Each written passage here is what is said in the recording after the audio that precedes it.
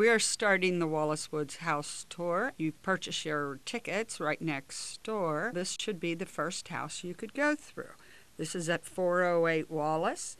This house was built around the time of 1915, and it's in the later vernacular structure style, and it illustrates the disappearance of the more decorative and the opulent Victorian area. If you notice now, then we've gone into the horizontal line in this structure, and they introduce a lot of elements indicative of the arts and crafts style. Now we move down the road to Oakland, and at 2212 Oakland, this is a building that is a 2.5-story brick transitional house. It has a Queen Anne style shown on the front. It's projecting across the gable with the shingle finish, and the simple gable returns. And the full width of the front porch has simple Doric columns, and it's almost in the prairie style. Now we are going to 2224 Eastern Avenue.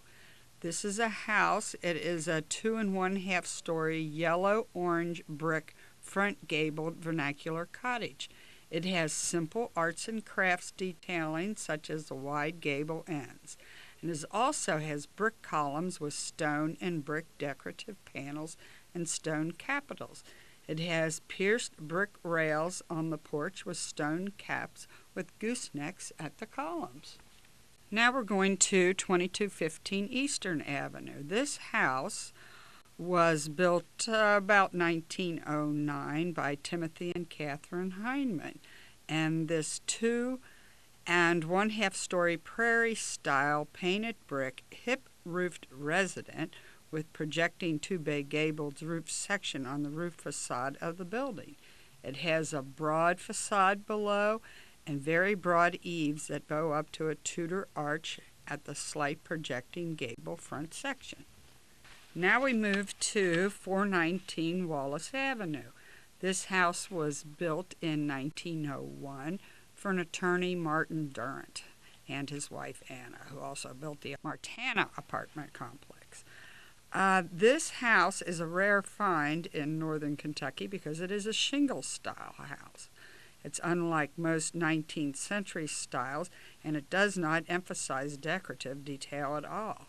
Instead, it is typified by a uniform covering of wood shingles from roof to foundation. And right next door to that house, this is 411 Wallace. It's built in 1906. It's a large rectangular 3-story Tudor Revival style residence with plaster and timbered second-story shingled first story. It has a shallow curved 2-story bay window and a heavy rock face ashlar column porch with Tudor arched fascia. This is an apartment building, and it was built as an apartment building in 1905, and it is a 2-story colonial revival apartment building.